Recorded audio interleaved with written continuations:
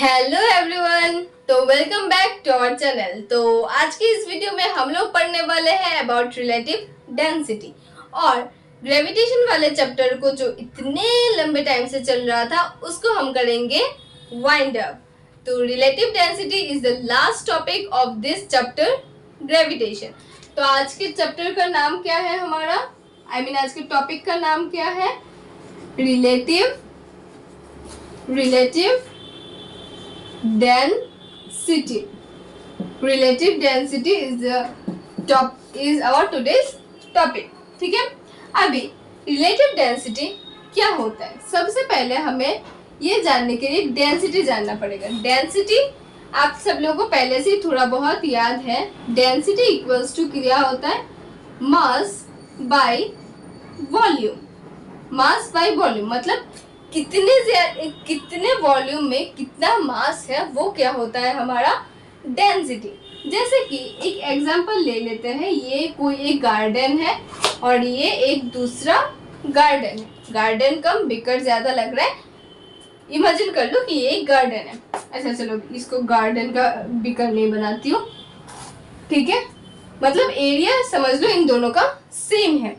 Area यहाँ पे भी, एरिया यहाँ पे भी, यहाँ पे भी कुछ 10 मीटर्स का है, यहाँ पे भी कुछ 10 मीटर्स का है। ओके, एरिया डिफरेंट नहीं है। यहाँ पे एक ट्री है, दो ट्री है, 3, 4, 5, 6 ऐसे करके ट्री है और यहाँ पे एक और 2 ट्री है, ठीक है।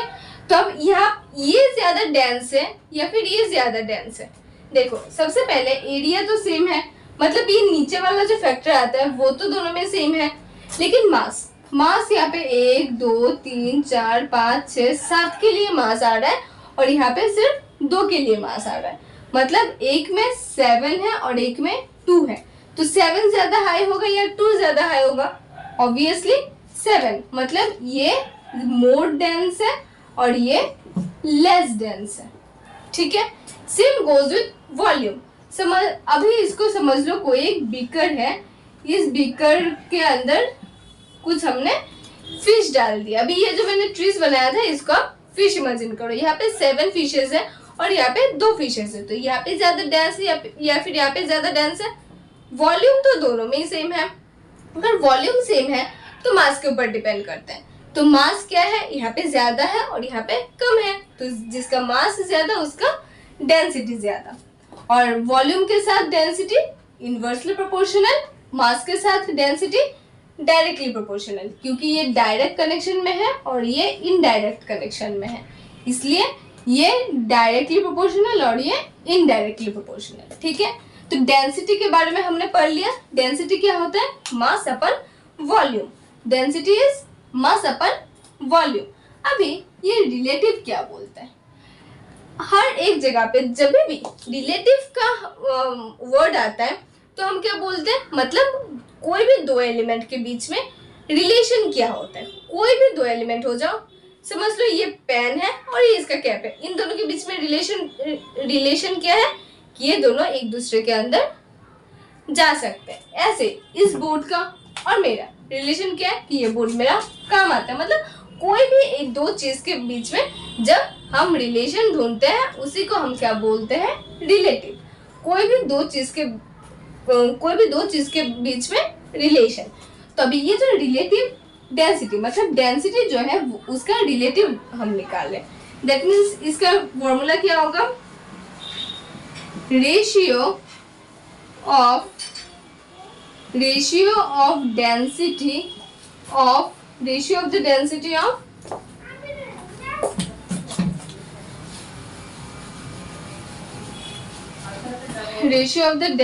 of a substance by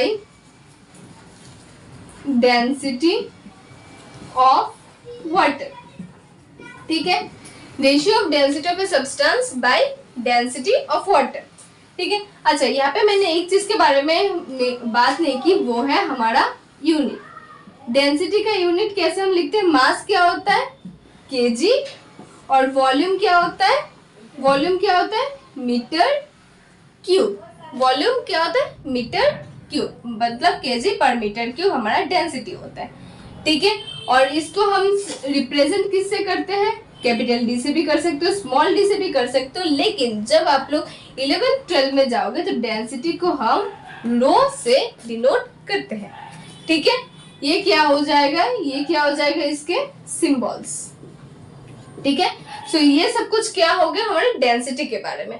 अब यहाँ पे जो मैं लिख रही हूँ वो क्या है, relative density, ratio of density of a substance by density of A water. किसी भी सब्सटेंस का हमें डेंसिटी निकालना है तो हम क्या करेंगे, मास बाय वॉल्यूम।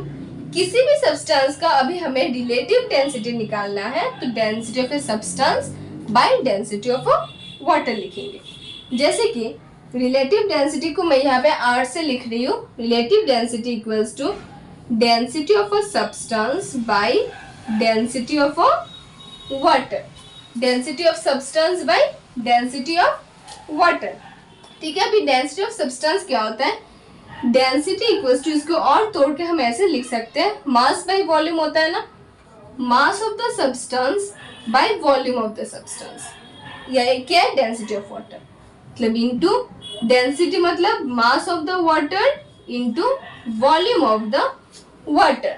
तो रिलेटिव डेंसिटी क्या हो गया, density of a substance by density of A water, या फिर क्या हो गया, mass by volume, mass by volume.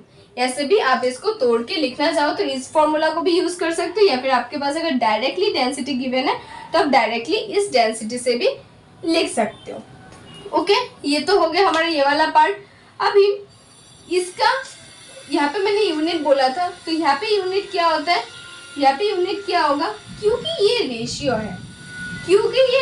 है, तो ये क्या हो जाएगा हमारा, नीचे लिखती हूँ, ये क्या हो जाएगा हमारा यूनिट लेस।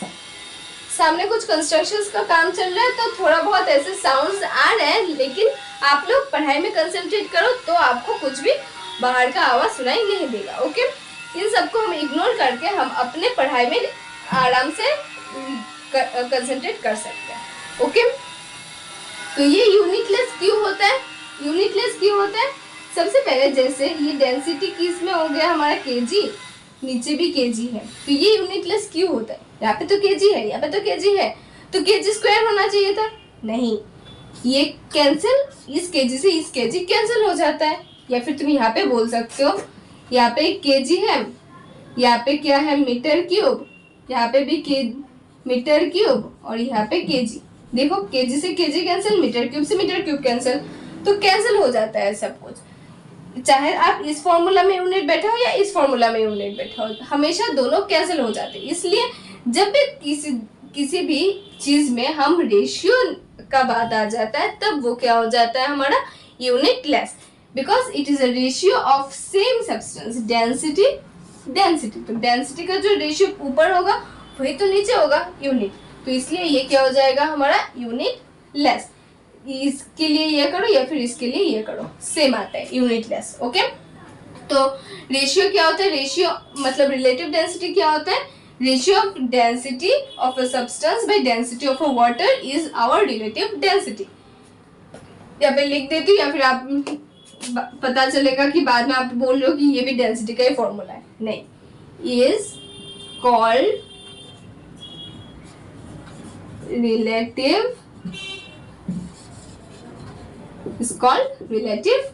डेंसिटी। ठीक है, ये हमारा relative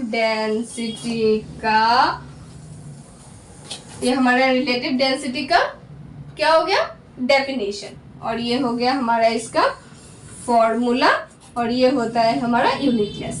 main first point, second point, third point.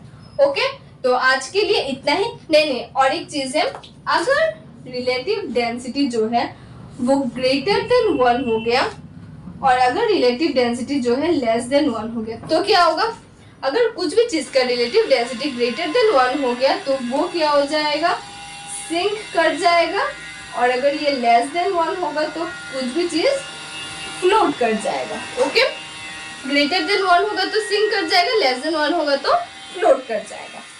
So relative density में इतना ही था, और इसी के साथ हमारा इस चैप्टर का सारे यूनिट का सारे टॉपिक का एक्सप्लेनेशन इसी टॉपिक से खत्म होता है।